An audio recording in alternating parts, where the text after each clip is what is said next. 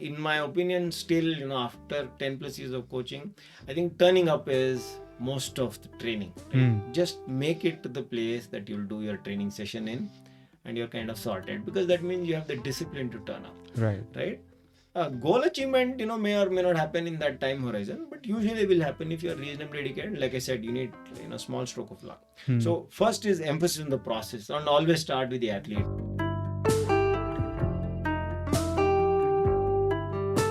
If you're at a stage of life where you can't do this, then your goal should not be, look, I want to become CEO kind of a thing, saying, I want to run this time, right? It should be commensurate with effort.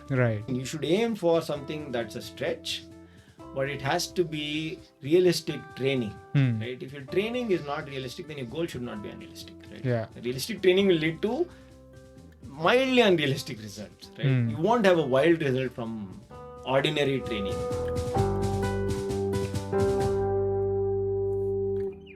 Earlier, I would have to experiment a lot in training.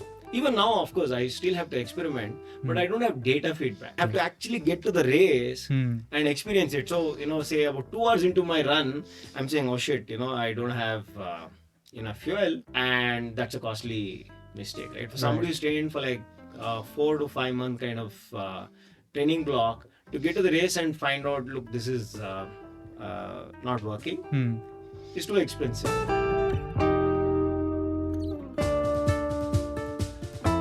I am Mikey Winky, and this is the Working Athlete Podcast. Here, I talk to working athletes from all walks of life and experts from various sports to provide you with inspiration, training tips, time management, and lifestyle advice.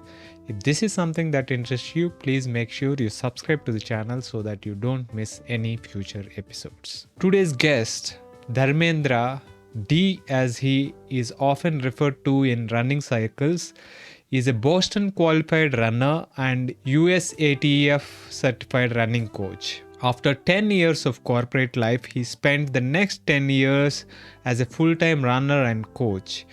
He is now back to corporate life in the health and fitness space while still coaching for running. In this episode, we talk about his current work at Ultrahuman and how continuous glucose monitoring is helping athletes and people from various walks of life optimize health and performance. We also talk about his journey as an athlete and as a coach. We touch upon various physical and mental levers that we can pull on to improve performance. It was a fascinating conversation with a lot of insights. Let us get into my conversation with Dharmendra. Welcome to the Working Athlete Podcast, Dharma. It's a pleasure having you on the show. Thank you, Venki. So, D, let us start by talking about what is work for you right now. Okay. I am working now for Ultrahuman. I'm trying to build a community amongst people like us. So while we don't have only athletes as our users, athletes are a very important part of a segment, because all of us, including the two of us, look up to people like, say, Naveen John, who I'm very happy to say is one of our current users. There are various other people I look up to purely from the journey that they've been in on their health and fitness. And because I identify a lot with your own journey, right? Both of us started not being exactly in great fitness and got to fitness that both of us are happy with, right? Whatever medals, podiums aside. So we have a lot of such customers. We have a special program that we have for athletes that we're rolling out. And essentially, we're trying to bridge that connection between health and fitness by using a continuous glucose monitor, which we call the Cyborg. And we have almost 600 customers at this point actively using the Cyborg. And we have plans for other wearables which will get you even better handle and a more holistic view of your health and fitness in the Hmm. future. The continuous glucose monitoring thing is now a big thing, even in the circles, Right. pro athletes, and a lot of these people are. Been noticing over the last year and a half. A lot of these people talking about continuous glucose monitor, how they are kind of metering the when they are eating and how much they are eating in relation to the workouts and everything, right? Right. So talk a little bit about what how it helps continuous glucose monitoring.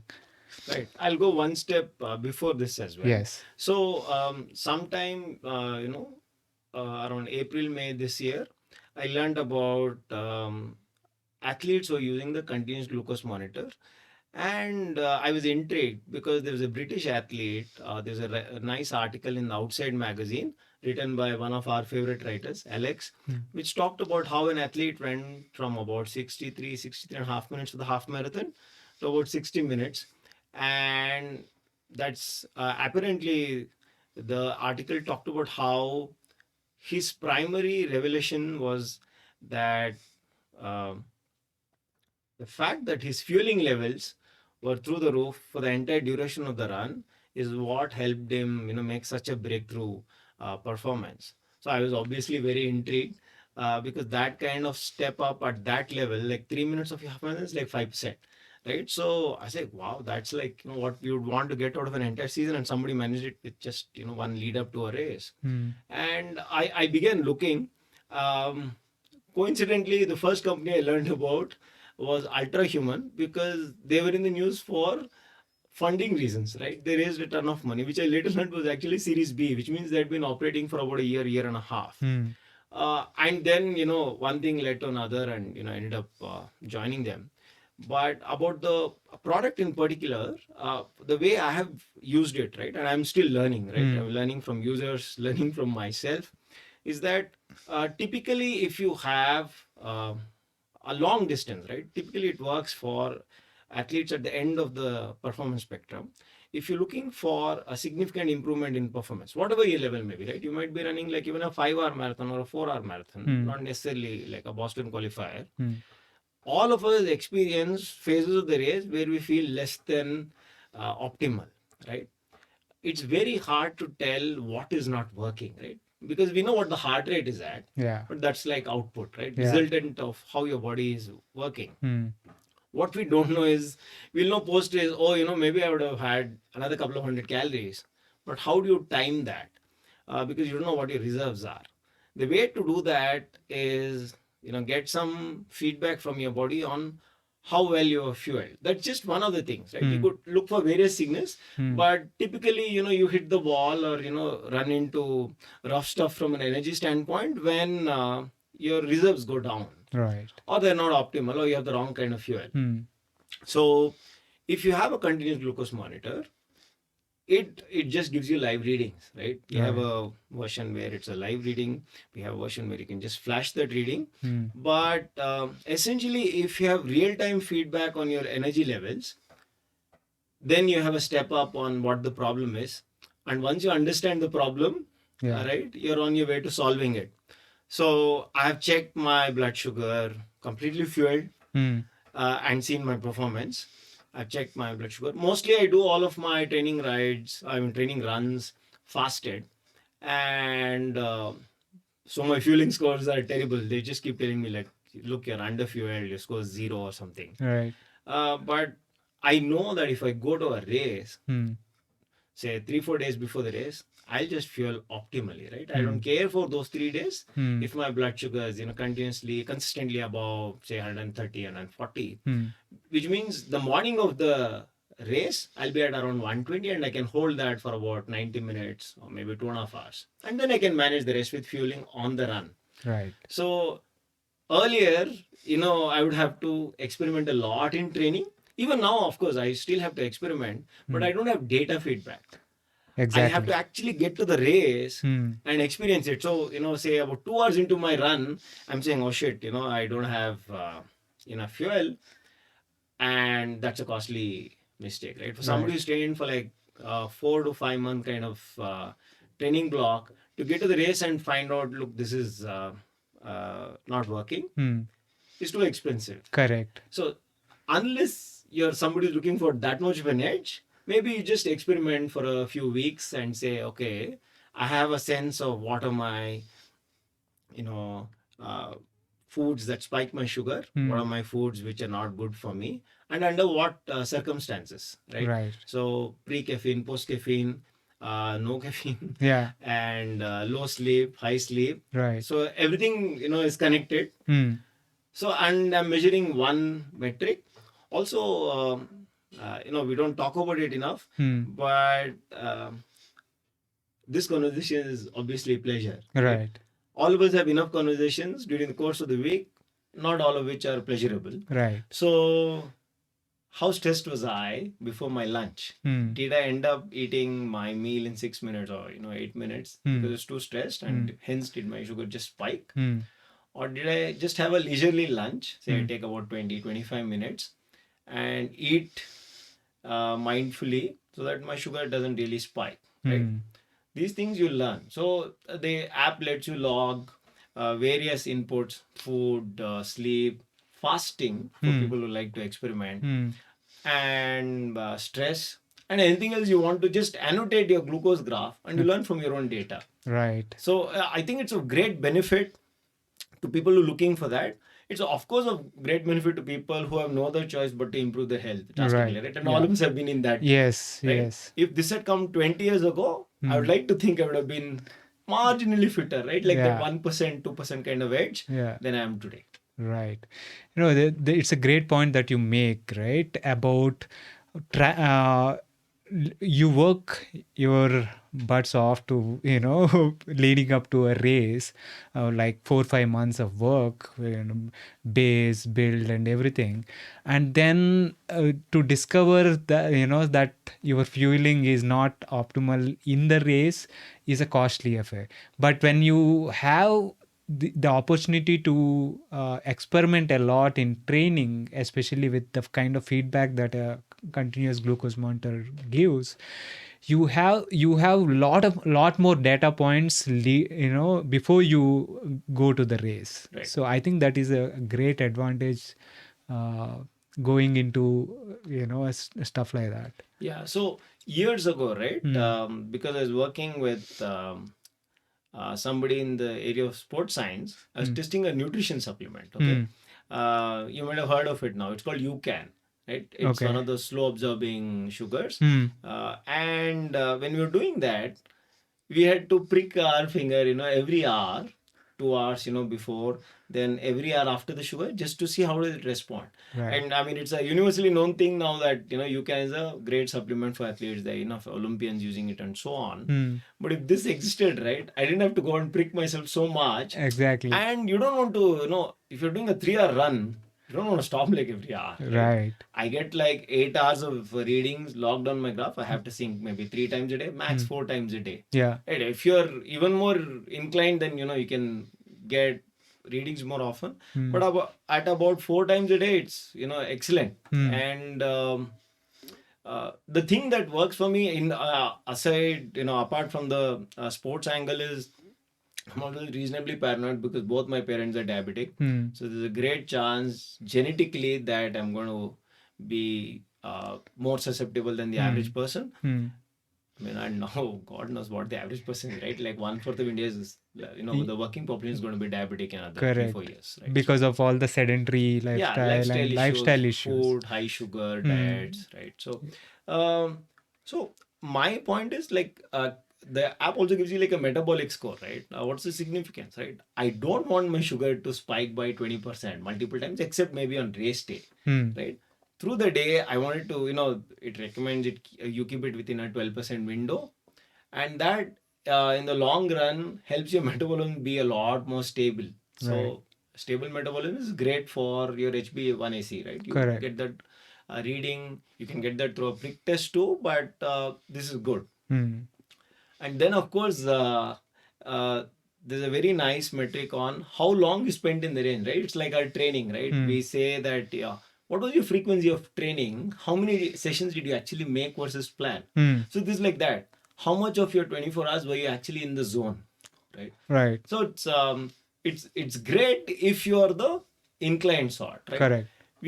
If you are the athletic sort, but you don't want to do this, we have a coach's dashboard. Your coach can do that for you. Right. So we have performance coaches who work with it, and we have professional athletes using it with coaches dashboards, which is Right. fantastic. So Yeah. I mean, right now I have three, guests who were on the podcast using that. So it's quite interesting. Our good friend Manoj is using, and he made a post about his experience with it, and also now Naveen John, and then who just used it? yeah, so lot of guys are using it. Hemmings So is using it. Hemmings is using it. So yeah, more than three actually. So it's going to be quite interesting to get their experience and understand Correct. how it is helping them as well, right? Excellent. So that is what your current work involves. Yeah. But let us take a step back and talk about how your journey started in running. Okay. Yeah. That's a long story. Yeah. I'm happy to tell you. Yeah. Yeah. So I also currently continue to coach. Yeah. But in more Yeah. selective fashion than I used to be. So I'll go back a few years. Yeah. Like 20 years and tell you. So I started out as an engineer from REC Trichy, and I worked for a year as a software engineer. Then I went to IIM Lucknow. That's where I started running. So amongst various good things I got out of IIM Lucknow was the fact that I started running. I never run before that. Yeah. I've been running since August 2001, and simple coincidence, the campus was beautiful. I used to play football with zero competence, but because I used to pull my groin very often while playing football, right? I was not in great shape. We would go out for a warm up, and one thing led to another. I just got hooked to running, um, and there's no looking back. Yeah, so I finished from IIM Lucknow in 2003. 2004, the first edition of Bombay Marathon happened, and I ran the half marathon, having run 8 kilometers in practice. This is a very memorable experience in more ways than one. And 2005, I said, look, if I ran the half marathon last year with such low prep, I can run the full marathon by running half marathon in practice. So I used to live in the National Capital Region in those times. So I used to run from Gurgaon to Delhi or from Noida to Delhi. That's about anywhere between 20-25 kilometers, depending on where you live. And in those days, you could. Right. I'm sure you can't now. Right. With the kind So of traffic and all. yeah, traffic, flyovers, metro, everything. Pollution Hardly and any everything. space. Yeah. So, and over a period of time, I just began to notice what running was doing to me. Right, I have this really nice, train platform ticket that I use for my talks. Right, which says I'm 72 kilos, and various other flattering things. But I keep it as a token of uh, where I was. It's always good to kind of remember where you came from. Correct. I'm 72 kilos and I'm like 5'6". I'm like 20% more than I am today. Right. And it's not just the weight, right? It's muscle mass. I had like a waist size like 2.5 inches more than this, right? Like 10 kilos of fat probably. Yeah. And once I started getting interested in performance, I shed a bunch of bad habits. I obviously didn't drink as often. And at some point around 2007-ish, the first edition of Kaveri Trail Marathon happened. I had moved back to Bangalore in 2005-ish, early 2005. And, Runners for Life had just started. I was their member number one. I take inordinate amount of pride in, that. And the running community in Bangalore was so small. We almost everybody who went to Bombay. We said, oh, we're all from Bangalore, because we met on the same flight or the same train or something.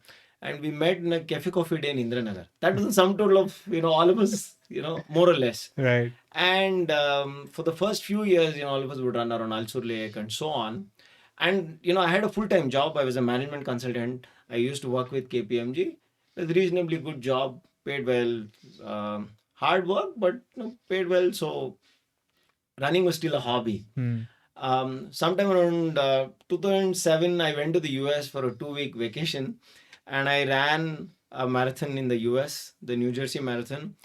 I ran in just a few seconds or 4 hours. And at that time, Arvind Krishnan, the founder of Runners for Life and Fuller Life, the parent, said, whoever breaks 4 hours, will buy filter coffee. That was the bet, right? Yeah. So there weren't too many sub 4 marathoners. I'm like, man, I missed by like 18 seconds, right? Give me a break. Yeah. But the serious part of that was it looked likely that, with the right climate, right amount of prep, you could, crack it. So I became a little more serious about fitness. 2010, I approached somebody in the US, thinking that they will coach me. Is one of the guys I had on my podcast, Anil Rao, who's one of the few Indians I know who now lives in the US.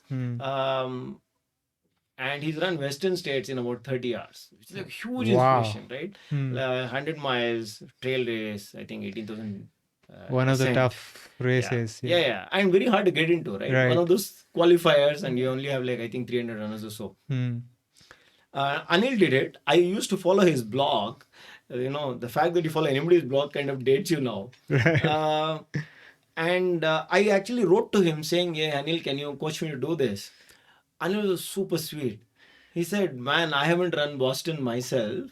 But he said, and I hadn't run sub 4, right? Yeah. I need to run 310. So he said, if you should really work on getting to like say 330ish before you aim at 310. And he said, look, I haven't done it myself. He's very humble about it. Much later I found out, Anil is like exceptional. Yeah. Right? He was like at about 315ish. He just Right. didn't talk about it. Yeah. But I guess that put it in perspective to me, saying like it'll take a while. So what I did is I got myself slightly faster at a lower level, right? So I was at about 48 minutes or so for the 10K, and I got myself to about 44ish. And around that time I'd moved to Bombay, so I stayed in Bombay for about a year and a half. Then I took a sabbatical. I said, look, I like this enough. And I wrote to Anil, Santosh Padmanabhan in Bangalore, who's founder of Runners High, who's a very good friend. See, actually at that point I was exploring coaching, right? I used to fly a few weekends to Bangalore just to see how Santosh runs this setup. At that point in time, he was the only coach, right? And Runners High was a big, vibrant group. And I went and saw, one of the things we had thought was, maybe I can coach like the faster athletes and all that, which came much later. But I was looking at, what do these coaches do? And Santosh said, hey, if you're very serious, you should just look up this guy called Tony. The Asha community, right? Asha is that charity for education, founded largely in the US, Yeah. but they support a bunch of education causes in India. Very, very wonderful group. And there are a lot of Indians in it in the Bay Area. Everybody knows Tony. I didn't even know his second name, right? So I immediately wrote to Anil and another friend Arun asking if they knew Tony and if Tony can help. Tony said, look, if you're going to fly halfway across the world just to try and qualify for Boston, I'll do this for free. I thought, like, okay, shit. Okay. Now we're serious, right? Yeah. So I asked my employer and, they said very happily, you can take a break. So I took a break. I went to the US. But before I got there, Tony had asked, what's your height? What's your weight? How fast can you go and all that? And none of those numbers look good. So because he's American, right? He said, how many pounds are you? I'm like 147 pounds. He said, you need to be 130 pounds. That's like one leg. I'm like, how do I get to 130 pounds? You can run in with one leg. Yeah, exactly. Right? So it looked really daunting. But, and Tony is a very different kind of a coach, right? Very, very old school. But he also is not going to be instructive, right? Oh, you're feeling poor? Okay, don't run. You're feeling great? Okay, let's do 6-minute miles. Yeah. Like, he's like that, right? If you are willing to push, he'll come and run with you. So Tony, did a 10 miler with me on my birthday, and we went all out. So he's like that, very high energy, extremely generous with his time. And I would only meet him for 1 hour a week. He would come pick me up from the local train station, take me to the track. So he also coaches high school kids. He coaches high school kids for like top end California, right? Like Right. 4 minute milers, Yeah. thereabouts. And he coaches people like me. And then he coaches the Asha community in two different places, in San Francisco and in South Bay. Right.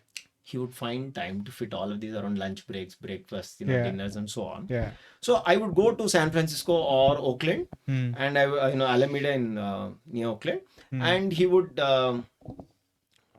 witness my track session, give me advice, and then I would come back to San Francisco. I mean to Sunnyvale, Hmm. and I would meet him just once a week. All my other runs I used to do mostly alone or with a couple of friends for some weekday runs, but long runs mostly alone. My first breakthrough run was when I broke 40 minutes for a 10K Hmm. in an Asha run. This is very nice connection to Asha. So I have very fond memories of the Bay Area Asha community. Hmm. And once I broke that, the cool thing was I had run 10K before that run because it was a long run day. So I run 18 miles. So Yeah. I ran 6 miles before. I ran the 10K. Then I ran 6 miles after. And so I didn't run it on full fresh legs. The moment that happened, I knew that look, I'm in the ballpark of what I want to get to. And I got so along this the parallel journey was I was running about 80 kilometers a week, which I had never run. So there was pretty high mileage. And I got to my prep race. So we had planned that I would run a race in first week of May as a 20 miler and just use the race environment to kind of tune up. And then June 5th, I was supposed to run rock and roll in San Diego. That was my A race. So we go to this race, and at about so I obviously take off really fast. It's a race called Avenue of the Giants. It was in its 40th year of organization, the year I ran it, 2011. Wow. Little known, I mean, not little known, but a small race, very well known in the running community in California, and very popular as a Boston qualifier. So the entire race, I think, is about, of the 26 miles, about 20 miles is shielded by the redwoods. Beautiful course, right? Nice. Hardly any sunshine, really Yeah. cool, like 6 to 12 degrees Yeah. centigrade. Yeah. And till about 20 miles, I was on course. And because it was my first race in cold weather, I had to take a pee break at halfway. Yeah. And despite that, I was still on course till 20 miles. And then I pulled my hamstring or tore something. Basically, I think all that accumulated stress, right? Because I'd never run. So I went from running Bombay in 4:05 on Jan 16th or so, or Jan 19th that year. May 1st, we ran Avenue of the Giants. And I had, when we got to 20 miles, I had 49 minutes and I had to run 10K. So I had 49 minutes I can run, Yeah. even limping. Correct. Which is exactly what I did. I had to limp my way. I got there in 49 minutes, 46 seconds. And I broke 310 for the first time in my life. So my first sub 4 was a 310. Wow. And So that was a that was a qualifier for Boston. But I mean, there's some nuance to Boston. Basically, everybody who breaks 310 for my age group qualifies. But then they do merit order ranking. Okay. So that year, the actual cutoff for race entry became 3846. Okay. So I found that out a little later in the year. So Boston happens at around September, right? I mean, they announce their qualifiers in September for the April of next year. The moment I found out, I said, look, if I can't do this part-time, I will do this full-time. I was very obsessed with cracking that and, making that norm. And besides, I was about 33 then. I said, look, I can take this risk with my career, and only parents were dependents. I had money in the bank, and I said, I can do this. So I just quit my job. I called my mom before quitting, and I said, look, I'm quitting this consulting job. She said, okay, what are you going to do? Are you finding a new job or something? I said, no, I'm just coming back to Bangalore just to train for running. She said, how are you going to feed yourself? Like, we'll worry about that in a bit. And what happened is I ran San Diego in June, incidentally, and then I came back from my sabbatical, quit my job in September, and then promptly the day I quit my job, next day I got diagnosed with jaundice. For a month, I just sat at home, did nothing, trying to ensure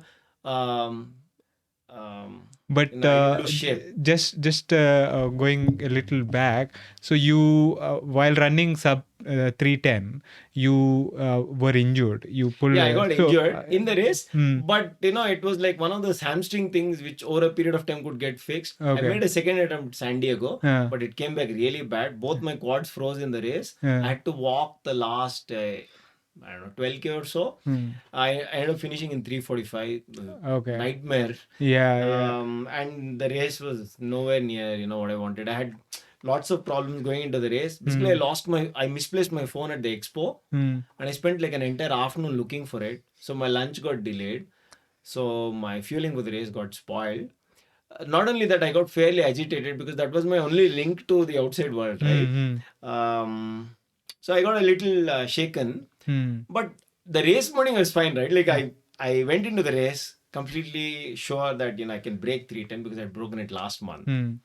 But The it was not niggle, to the be. injury, and all Yeah, that. Yeah. basically I think the quads got overloaded because my hamstrings were not pushing enough, Right. and I had to basically walk it. Hmm. So, but I was not too fussed about it because 310 is like a big bonus, right? And it Correct. happened in Correct. 14 weeks. Yeah. Tony says he's coached for about 20 years. Nobody is broken 50 minutes in 14 weeks under his Right. training. Yeah. So I'm unlikely to coach the number of people Tony's ever coached. Right. So I was like, oh man, this is a bonus. Hmm. But the not getting into Boston was a big downer despite qualifying. So I said I'll do this full time, and I quit. September I was back in Bangalore, September 2011, Hmm. and three of my friends, running buddies, Hmm. said, "Look, can you do with us what you did with yourself?" Hmm. I said, "Okay." So that was like pressure, right? So I Right. got certified as a running coach Yeah. from the USATF, Hmm. and I began coaching with three Hmm. people. The first 3 months were fun because training block is like 4 months, Hmm. and then suddenly I told myself I'm not going to touch my bank balance. Hmm. I only run this on subsistence, right? Hmm. You make money, you kind of support yourself. Yeah. Otherwise, you're in trouble. Yeah. So in the fourth month, suddenly I was in trouble because there was no fresh trainee. Right. But that resolved itself in a couple of weeks. Hmm. And then one thing led to another, and of course I was still training. So I made 5 attempts at finally getting a place in Boston. Hmm. I got it in 2014. Hmm. I ran it in 2015, and along the way I felt that just running coaching runners is not a very large market. So Hmm. maybe you want to hedge a little bit. So I Hmm. got certified as a personal trainer. Hmm.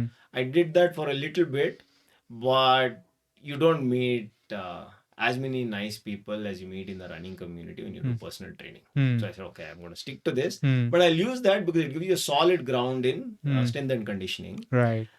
And it's like, sorts, those pieces start fitting together into your career, right? Exactly. You have running coaching and you have this. Hmm. And then one of the best moments of my own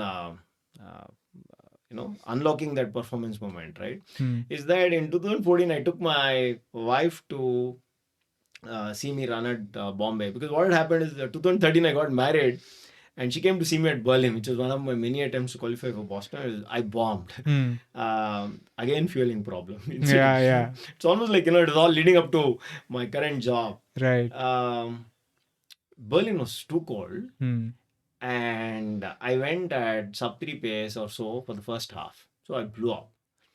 Um, anyway, so what happened is I took her to Bombay, and I had a stress fracture due to some footwear, advice that I Hmm. got from experts, which, I took. Okay, Right. because I got the same advice from three different places. Hmm.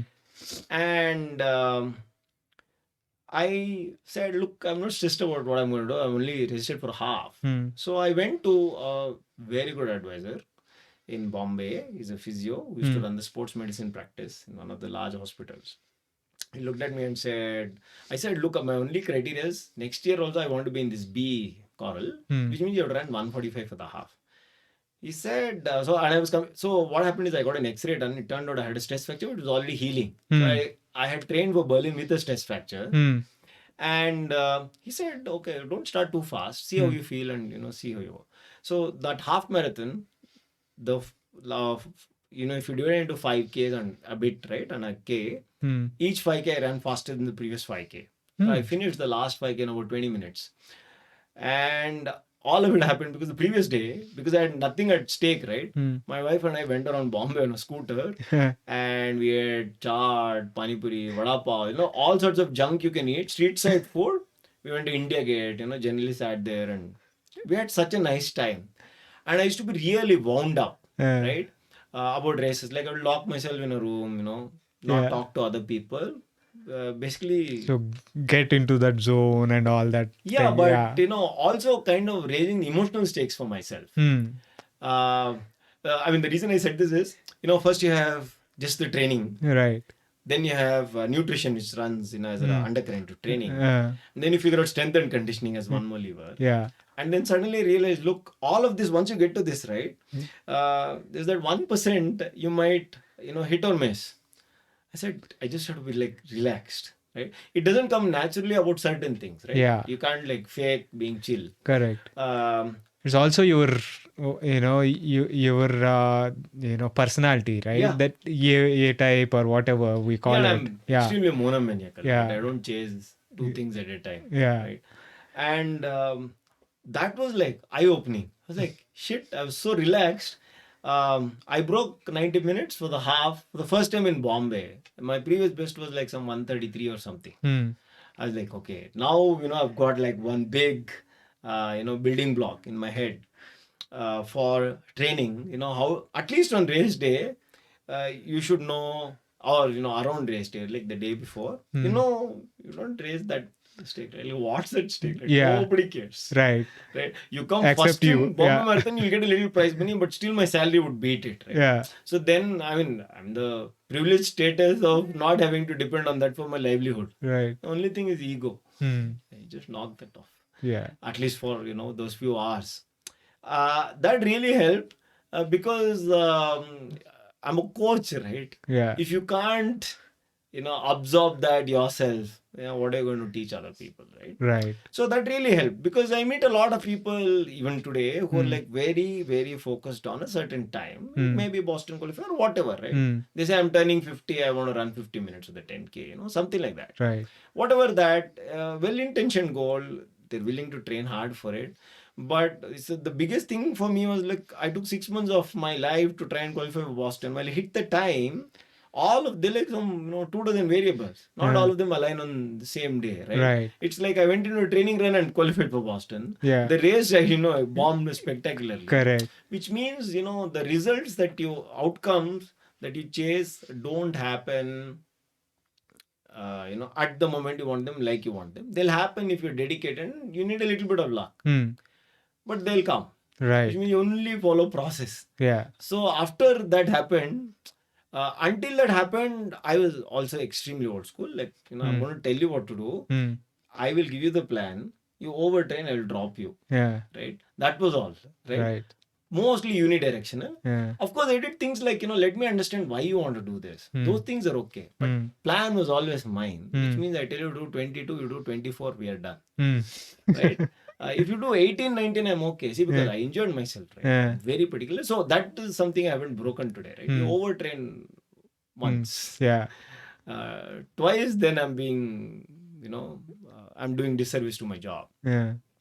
So that mental thing was like a big knockoff for me. Right. Right? It helped a lot of things in life, right? And then, because I had time to kill. So this was 2014, 15. I had nothing to do. Yeah. We bought an apartment just to see would the threat of a housing loan help. Unfortunately, it affected the wrong person. My wife said, look, I can't sleep well because of this. Let's pay it off. So we paid that off. So then we had kids. So we had the first kid while we're still paying the loan off. Then, I began to think about it because my wife said, look, I want to spend more time with the kids, and she wasn't getting much time at all. But after we just had a second kid about 9 months ago. So I began looking intently for a job in between. Along the way, I got an opportunity to work with the Fuller Life as a consultant, and I did that for a little bit, and that was great because again in the area that I really like. Correct. And it was fantastic. But at some point, I realized, look, I have to do a full-time job that pays me a ton of money um, for the kind of lifestyle I want to lead, then you might as well do it full time, because I was still part time at the Full Alive and I was still coaching. And like I said, right, I do only one thing really well. Right. So I began looking, and along the way, I learned about Ultrahuman. So the Ultrahuman journey was very short, right? Like I learned about them sometime in April, May, and around June, July or something, they raised funds, and I met them, uh, November, last week of November. No, December. I met them in December, right? Right. I started at Ultrahuman like 6, 7 days after meeting them. Yeah. So I met them, and we discussed about my background, and I had an opportunity to work. So like I came a full circle, right? So I say my life's like in three phases, right? Like Right. first career that everybody else does. Then 10 years of doing just what I liked, right? I had a ball. Yeah. Now I have the background of the first 10 years, and the next 10 years, I mean, I don't know how many years this will last. Right. But a very different kind of thing, and it integrates both the coaching part of it and the professional career part of it. Yeah, so it's a long story. That's how I'm here. Oh yeah, this is really fascinating journey, like you said. Right? You started out in corporate job for what 10 years, and then the passion for running, that focus, that monomaniacal or whatever Yeah. you talked about, that focus on run improvement in running, and then getting into coaching and working with a lot of runners. And also in between getting into strength and conditioning, personal training, uh, all these kind of pieces falling in place. And now the work you got into also is like very much into the space that you have worked for the last 10 years and stuff. Yeah, so it's quite an interesting journey. Yeah, and so I tell people, right, I couldn't have done what I did in the second phase of my life for the first phase of my life, right? It's just, the right time, some opportunity comes along. See, when we were kids, right, I don't know anybody who said, I'm going to become a running coach. And neither was I, right? Yeah. Forget the salary. I didn't even know that, people make careers out of it except at the pro level. There were Right. no amateur coaches when I was a kid, right? And suddenly, mass participation events happened, and we were a few thousand people running, and this opportunity exists. And I'm in Bangalore, where you can actually run like, probably 11 months, if not 12 months of the year, Yeah, unlike yeah. other cities. Yeah. And like there's such a vibrant running community. And like I said, I count my stars every day. Lots of gratitude to a lot of people. Yeah. And things fall in place, right? Before I start working at Ultrahuman, right, in the last 2 years, I've done a few consulting gigs, right?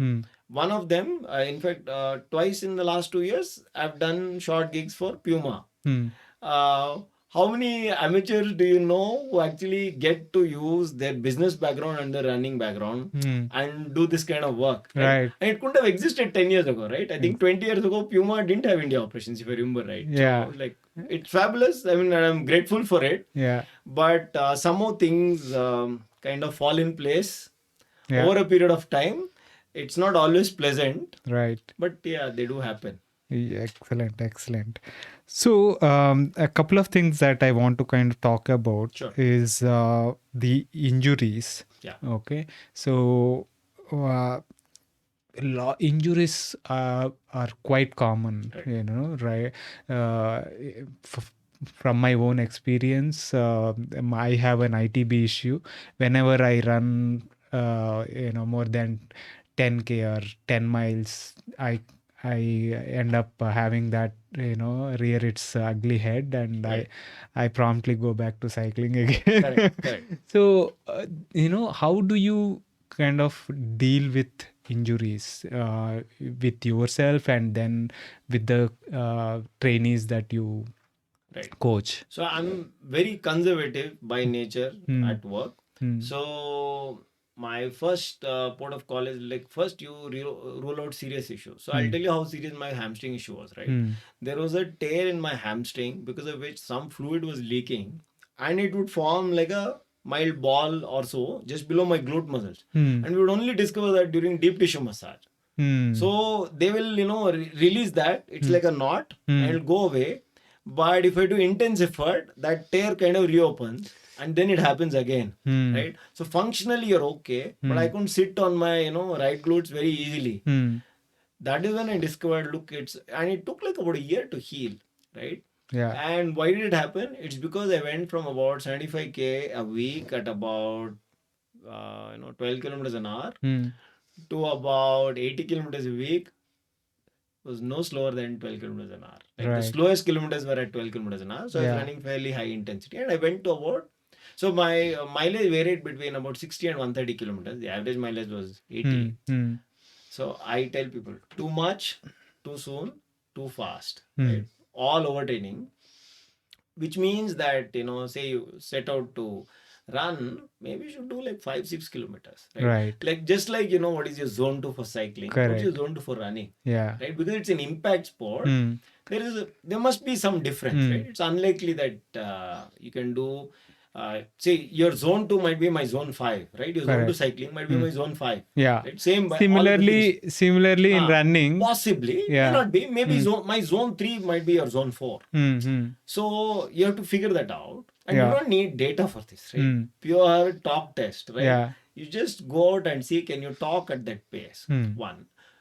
Then your base, right? Just like in cycling, you see what is your base leading up to it. Have you run, say, at least 6 kilometers 3 times a week or so for the last 4 weeks? Hmm. Then you should go out and do 10 kilometers. If like the only run you do in 3 months is the 10 kilometers, probably a bit much, Right. right? Yeah. So so effect of base Hmm. and like I said, rule out. So I mean, you could have some accidents or freak injuries. So you go and talk to a doctor to figure out the seriousness of them. Once that is out of the way, most of the injuries typically happen because of overtraining. Right. Can happen because of bad footwear. Hmm. Knee injuries are extremely common for runners. Right. So you avoid that by strength and conditioning. Actually, it's like like being good students at school, right? Like Hmm. people who study before exams, people who study Cramming. yeah, so Yeah. don't cram. So Hmm. basically try and do like a steady rate.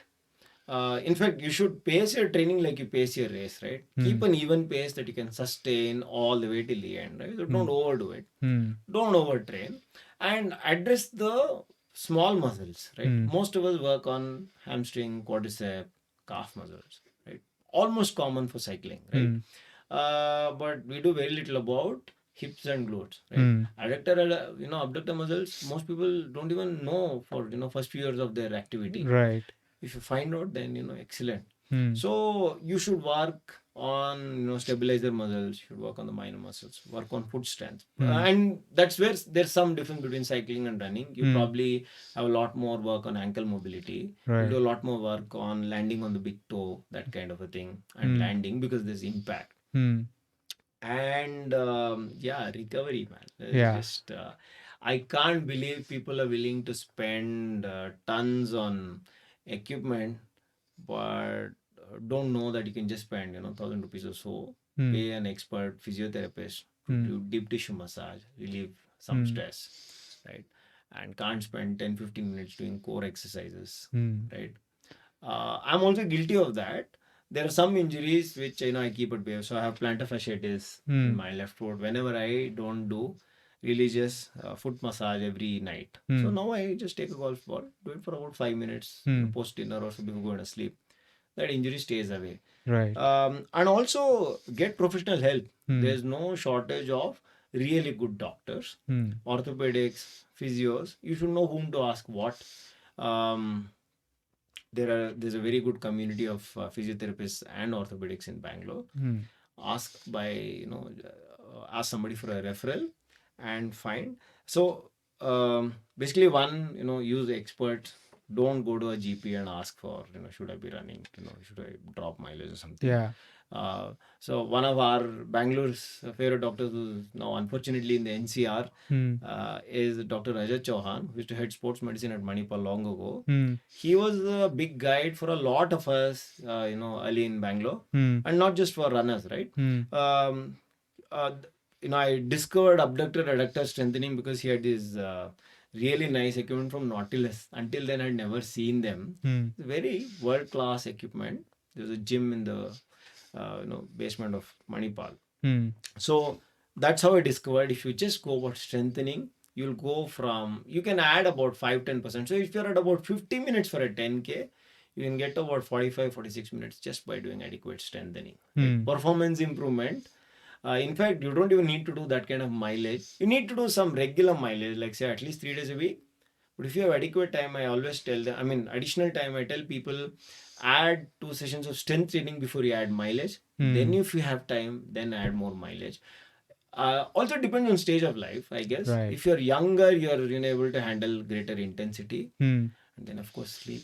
Cheapest. I tell people, look, 2 hours of sleep is cheaper than paying $1,000 to a physiotherapist. Might as well take. Yes, Right? yes. We neglect and foam rolling, simple things for soft tissues. And then if you're a vegetarian in particular, or actually if you're just not very conscious about the protein intake you take, right? Once you're post 40, if you start noticing you have more muscular issues, then just ensure you have adequate muscle mass. So in addition to doing strength training, make sure your food is right there. Yeah. I know enough people who don't realize they don't get probably 1,500 calories a day or 1,600 calories a day. Yeah. And think I'm eating adequately. I don't eat any junk, but are you getting enough protein? Right? Yeah. You should get for your You know, size. that the more than enough protein, enough calories also is, Yeah. a big thing. If you are not putting enough calories and good food items, right? So that becomes an issue as well. Yeah, and people don't realize that you don't need to starve yourself, right?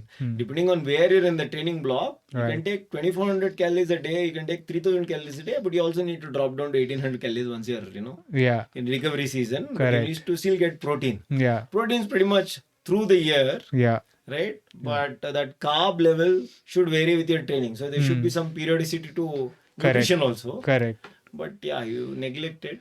And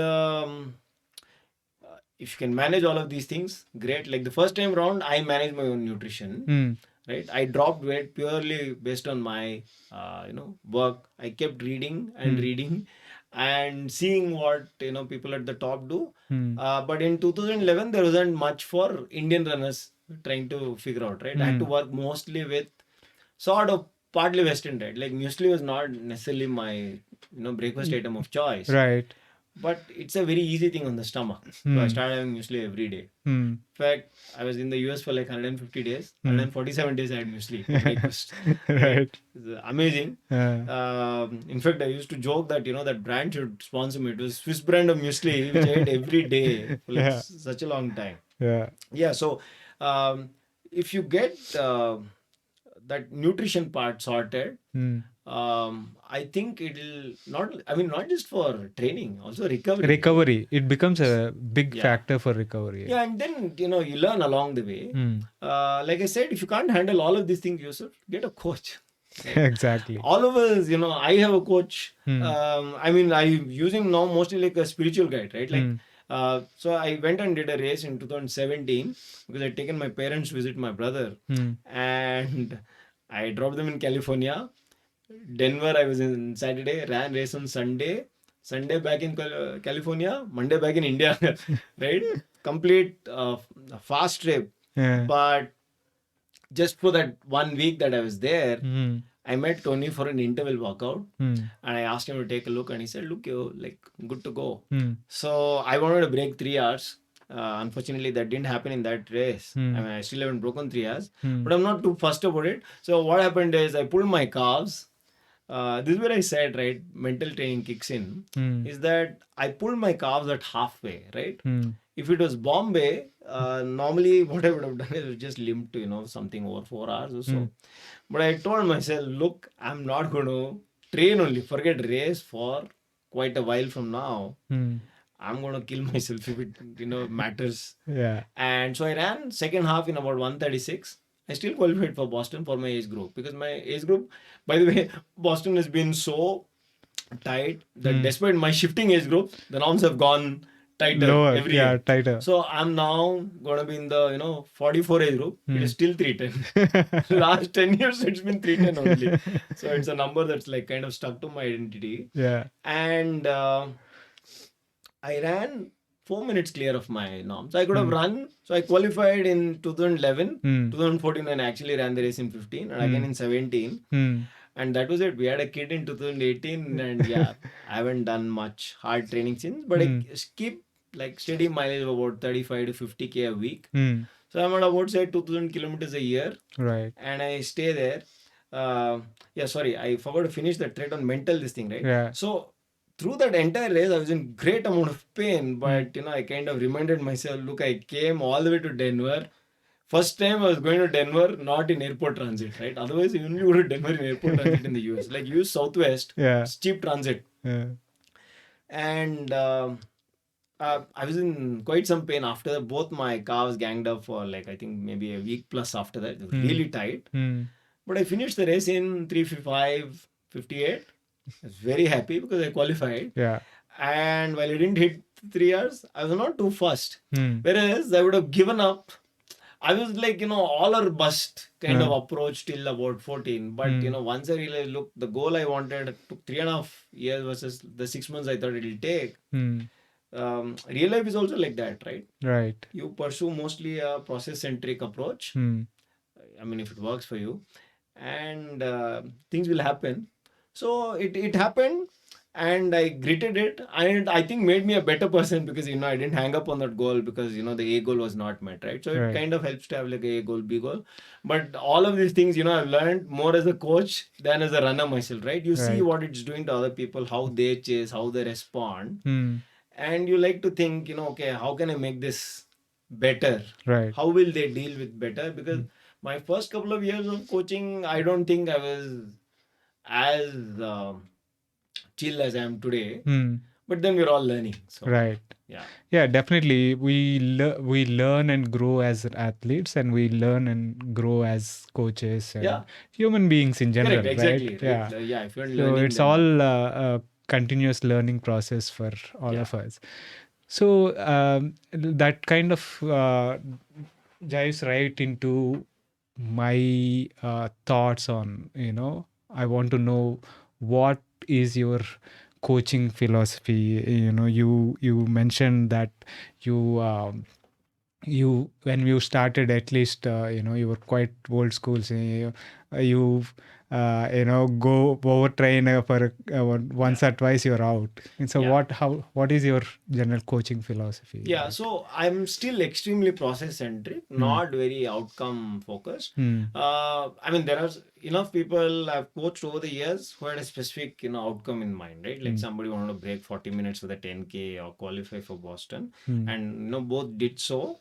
But you learn now as a parent also, right? So I'm getting more views on my own base. Hmm. Is that what people say they want and what they will do are not what they actually want and what they'll actually do, Hmm. right? So to reconcile that mentally was very hard for me in my first 2 years Hmm. as a coach.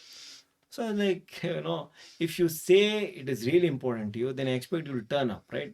In my opinion, still after 10 plus years of coaching, I think turning up is most of the training, right? Hmm. Just make it to the place that you'll do your training session in, and you're kind of sorted, because that means you have the discipline to turn up, Right. right?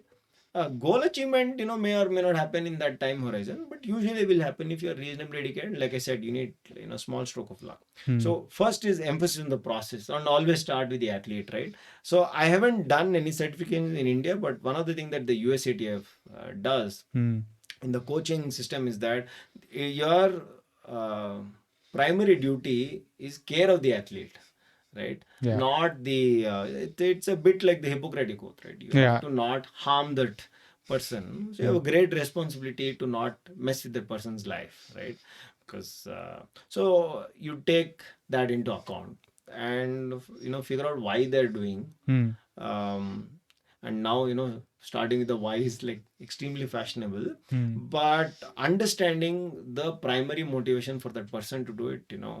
I've had everything ranging from I want to look good for my wedding, friend's wedding, siblings wedding, Yeah. to I'm raising funds for this charity, so I can't afford to not finish this race, right? Whatever may be your motivation. So you need to know that, because you'll tap into that, when you're going through Correct. hard moments. So getting that part sorted, but I have some minimum expectation, which is that you have to run 3 days a week. But I've had people run 3 days a week. I've had people run 6 days a week.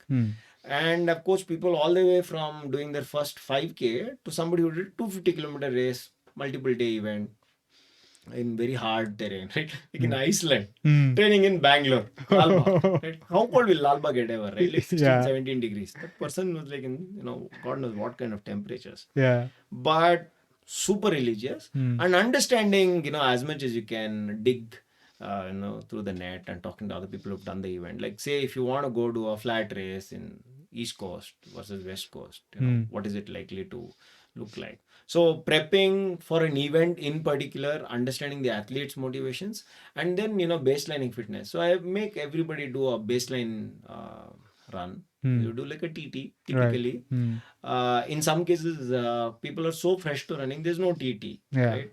So then you figure out what they can do. Figure out, worst case, I make them do like a balance test, left side, right side. How many squats can you do? How many push-ups can you do? Just to see, is the cardio base the only thing that's lacking, right? Then I figure out what all will they let me intervene in their life with, right? So some people are guarded about their lives. They know why they're hiring you. Some people just let you into their lives, right? And because they're very rich, also raises the stakes, right? Because you know a lot more about their lives. And then you figure out what all can you tinker with, right? Right. For most amateurs, it's usually nutrition.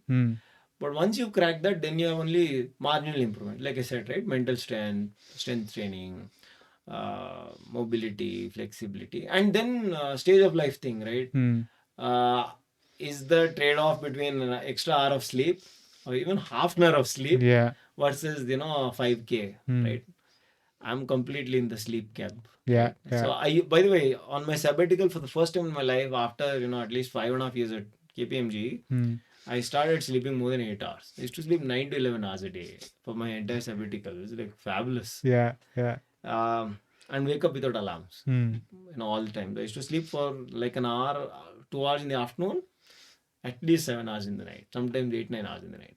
So I know what all of those levers can do. So figure out, what this person does. So I have a questionnaire, which I used to kind of develop like a hypothesis about the athlete, saying, this is what this person has to do. So I rarely meet people without them responding to the questionnaire. Sometimes people come, not sometimes, almost all my athletes come to me because somebody else told them, or they read my website or something and they find it. And they answer the questionnaire. So I have a hypothesis. Then I talk to them. I spend typically like an hour, sometimes 2 hours I've talked to, based on those responses. And then you figure out what we'll do. And I tell them, look, this is the hypothesis. This is what I think we should work on. Are you on board? If not, you tell me what we should do. So they'll tell you, and then you figure out. So the average person who used to work with me early on, right? Now, of course, things have changed a little bit. Used to lose 5 kilos in 16 weeks, 12 to 16 weeks. So I don't coach for less than 12 weeks because I don't think you can make a difference. Right. And I tell people at the end of 4 weeks, like, you're free to disengage. No hard feelings, right? Sometimes, we just don't like each other's faces. Yeah. Just disengage. Yeah. But if you stick with me for 16 weeks, I can commit that a certain jump in performance will happen. Most people do 5K, 10K, half marathon, full marathon PBs during the course of training. Full marathon is a lot more iffy because of the duration of the event. Right. And hence, variables are at play. But yeah, get basic data, do baseline performance, and then share with them, this is the hypothesis. Do you want me to work on nutrition, strength? Because I can do all of these things. Right. And then beyond a point, you see, do they need the sort of help you can't provide, right? Like, what if they're diabetic? What if they have hypertension? Right? Then you have to work with your doctor and tell them what you're doing. What if you're epileptic? Right? There are certain medications which affect your heart rate. So you can't use heart rate to gauge. So at least one third of the people I coach are remote. I've coached people in Ireland, in Dubai, in Japan, in New Zealand, um, and I've coached very very few kids because it's hard to tell. Is it the parents' motivation or just the kids, right, or both? Yeah. But otherwise, I use the same process for all of these things. Like the question has to be answered with the kid, but the parent, has to sign the indemnity. Right. But then you figure out, and once the kid starts turning up for training, then they're up for it. Some kids really dig it. Not everybody does. Like I said, right, the best tell is they don't turn up. They don't turn up. Feel like okay, then you have a chat with them and figure out. Look, I don't think. And then I return money. So I tell them first month it doesn't work, 75% money back. But if you stick with me for 4 months, then we're good. So about 80% of the people I coach are all renewals. So I don't go looking around. Yeah. And they're all very close friends. I owe a lot of the happiness in my life to the performance of my training. So on my way here, right, I was looking, like when I started, I was like, man, I've got to break 40. I've got to break, 90, 40 for the, 10K, 90 for half marathon, Boston, and so on. And in 2017, right, I got a stage where I had the opportunity to go run Boston. I'm like, shit, that's like a lakh in air. Who's going to pay? It's okay. I mean, also because, I've done it once. Yeah. But to get from a stage where, I literally uprooted my life to do Boston to saying, oh, I qualified, it's okay, I'll do this again, kind of a thing, was like a big journey, right? And you understand people's motivations, but so it's like my reading list, right? Initially it was all training books, right? Pete Fitzinger, Advanced Marathoning to, Matt Fitzgerald books on Ironman training and so on. Yeah. Now I'm only reading mental books. Right? What is the mind of the athlete? What is a normal person doing? So it's like borderline literature, and of course lots of psychology. And it kind of tells you the journey, right? Right. So like if you have like a trainee who's been with you 6 years, right? He's not paying you for the plan at all. Right? Right? Diamond doesn't plans. Sometimes good ones for free on the net. Right? I mean, you get a Strava subscription, it comes with 3 training plans. Yeah. But we both know that the training plan isn't it, right? Correct. You're there for the athlete to have a chat. Exactly. Some people have a chat every week. Some people have a chat every month. But, so that reading list is indicative of how the approach has become more wholesome. So I have a few books on nutrition. And I read, refer, ask other people.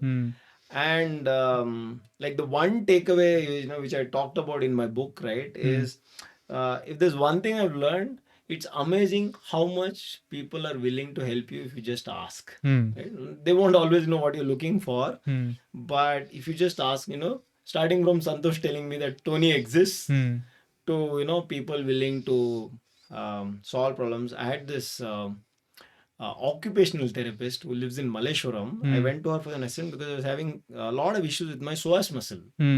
First of all, I didn't know where that exists or how to spell it long ago. And of course, once you become a personal trainer, you know where the psoas muscle is and all that. Right. I couldn't fix it. So I went to a surgeon on her echo, was a husband, and he saw me like, at a snap. And we could fix, because you need to figure out, like I said, right? You figure out the professional stuff which requires a specialist. Like, did I have hernias, right? Or something like that. So I had appendix surgery in 2010, which is another reason I deferred my sabbatical by a year. Because then, you can't run. So she just referred me and I went and I was like done in 10 minutes. Then I came back to her because she could figure. And she told me like a bunch of things, right? So occupational therapists are like very wholesome, right? They're not like just physiotherapists. So we spent some half an hour talking. I'm like, man, when are we going to get like this massage? So she said, look, we need to know your lifestyle, how you feel, how you think, why are you so tight, right? I think she was too polite and didn't tell me you're also uptight, not just tight. But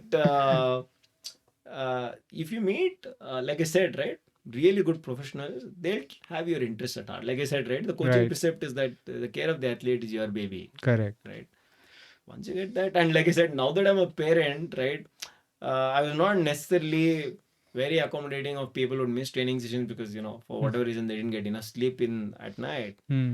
Now I can tell, look, I have not slept 8+ hours too many days in the last 4 years, and hence my training intensity has dropped. But I mean, so that is still true. That look, if you're at a stage of life where you can't do this, then your goal should not be, look, I want to become CEO kind of a thing, saying, I want to run this time, right? It has to be Right. commensurate with effort. Right.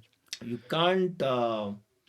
I mean, you should aim for something that's a stretch, but it has to be realistic training, right? If your training is not realistic, then your goal should not be unrealistic, right? Yeah. Realistic training will lead to mildly unrealistic results, right? You won't have a wild result from ordinary training, right? Correct. Correct. So yeah.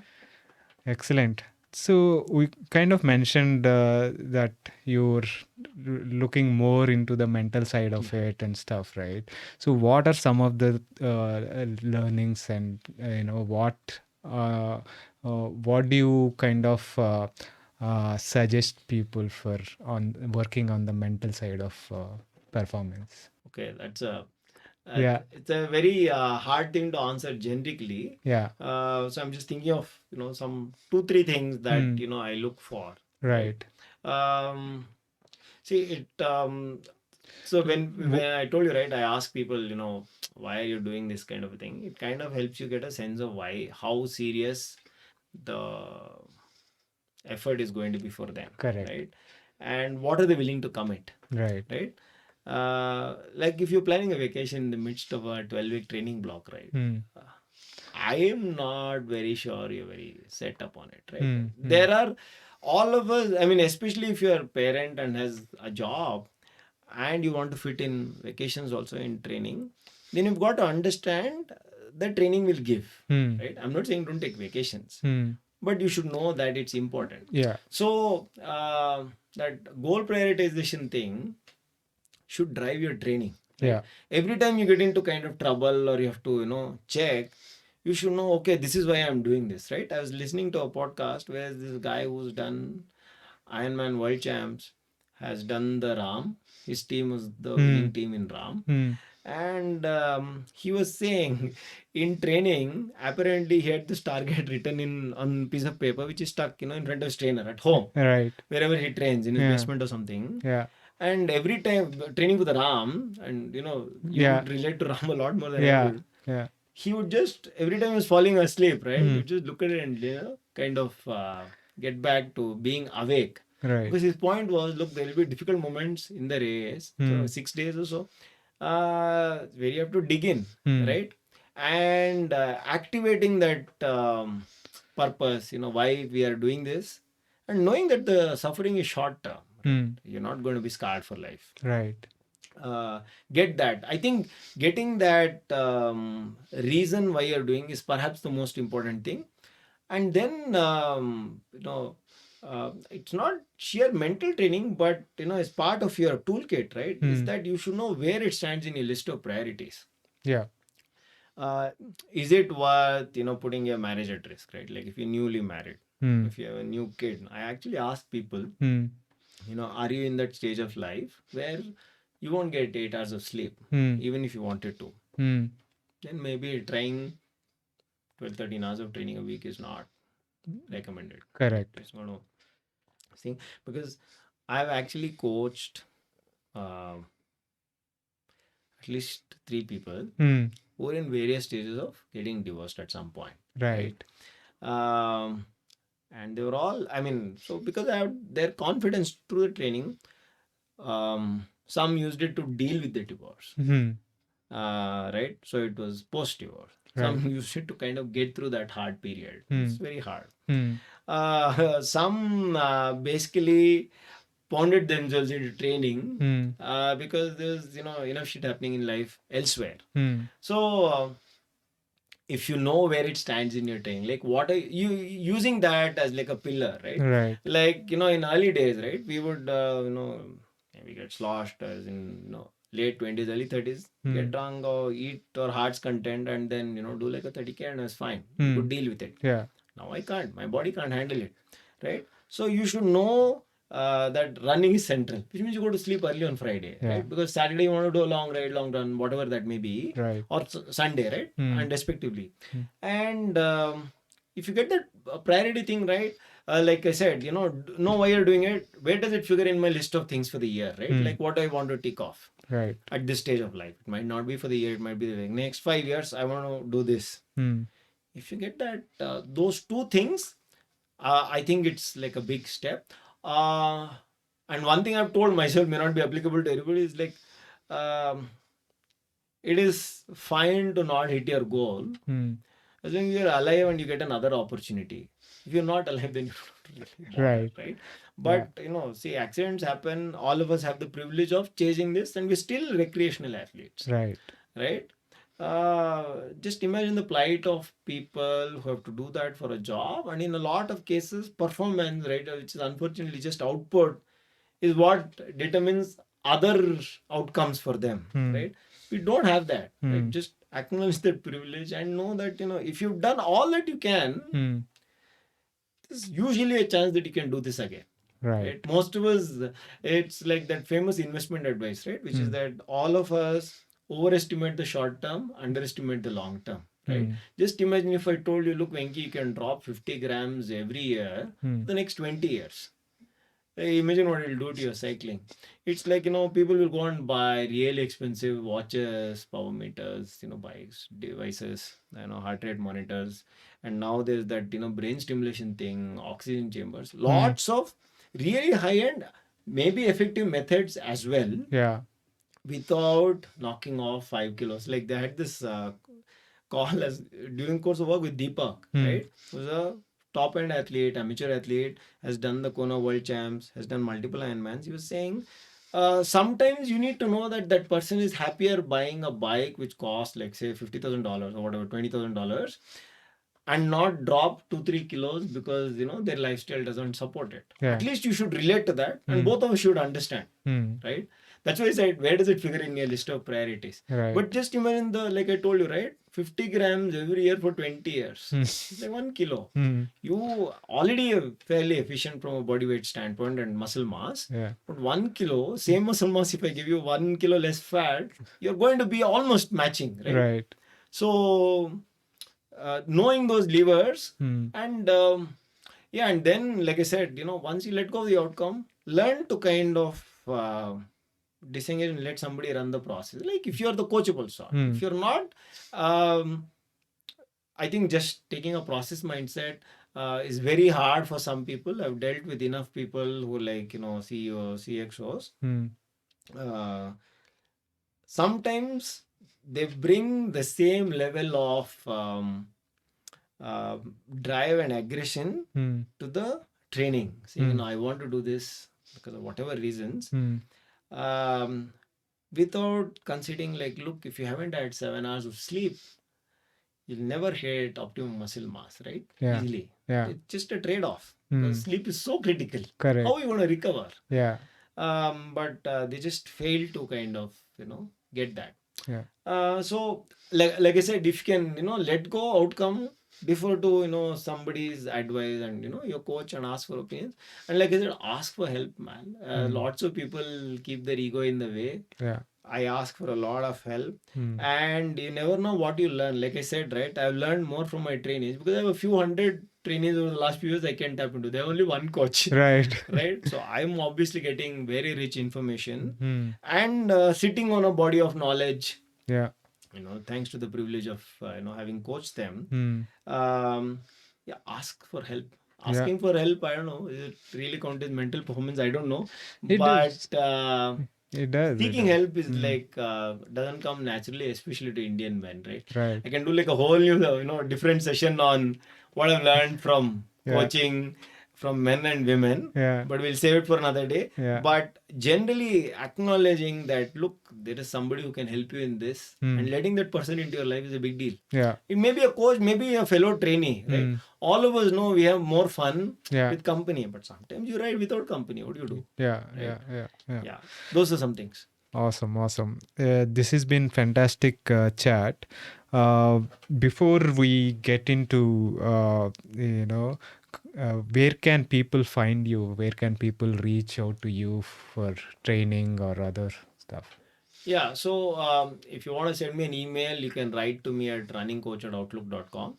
I have a website which I used to coach, which is called runningcoach.in. But I must be honest that right now, thanks to having a full-time job, Yeah. I don't coach as many people as I would have in the past. Hmm. But I'm still open. Yeah. So, there are cases. I do it on a case-by-case basis now. Yeah, yeah. Yeah. And Awesome. I'm on Twitter. My ID is Dhamonia. It's DHAMMONIA. We'll provide all those links Sure. in the show notes.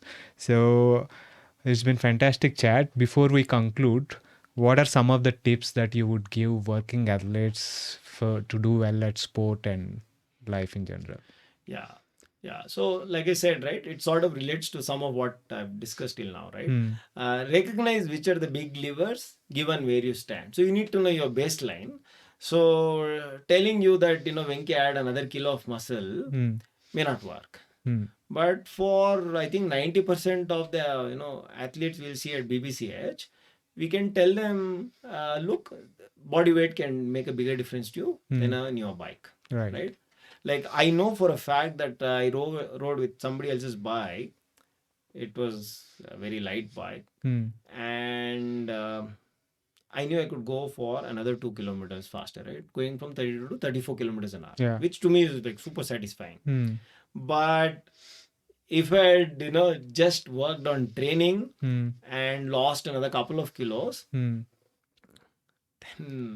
I could have probably got to 35, same bike, right?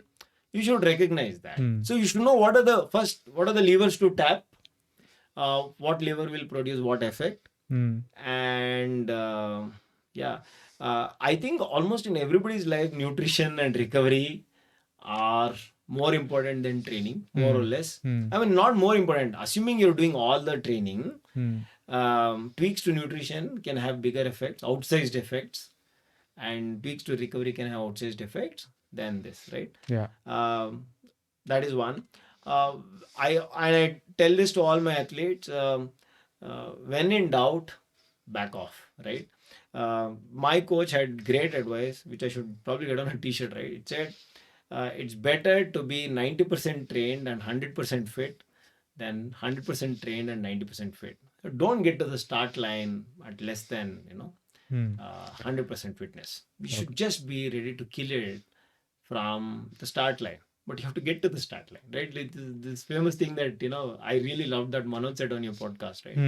You have to get to the start line to get to the finish line. Exactly. Right? So I mean that's like Tony's way of saying like get to the start line 100%, right? Because if you leave a little on the table during training, you can burn yourself up in the race. So, I used to have this footer when I used to, in the early, years of coaching, train conservatively, race aggressively, right? So, which means you put yourself on the line just one day in the season. Other days should be really conservative because so to say, I think the physical stress is very low. Yeah. But doing conservative effort for a long time kind of gives you probably a better base. Right? Yeah. And most of us have no clue how much our aerobic base is untapped. Right. You can get to probably 65 on VO2 max, right? Just raising the amount of base training you do rather than do wild intervals, tempos, and all that. Yeah. I guess that kind of takes care of the big blocks of advice I can give. Awesome. Yeah, this has been fantastic chat, Dharma. It's, I mean, we've touched a lot, and it's been a fascinating journey. Thank you for taking the time and sharing your journey with the Working Athlete podcast. Yeah, thank you, Venki. It's been a privilege to be on this podcast. If I look at the list of people who've been on this before, I'm super flattered that I also got to be on it. So I'll probably get a t-shirt saying I was on Venki's podcast. Yeah, thank you. Thank you. That was my conversation with D. I hope you enjoyed that. If you are enjoying this podcast, please support the podcast by subscribing to the YouTube channel. It really helps. As always, thank you for your support. See you next week with another guest.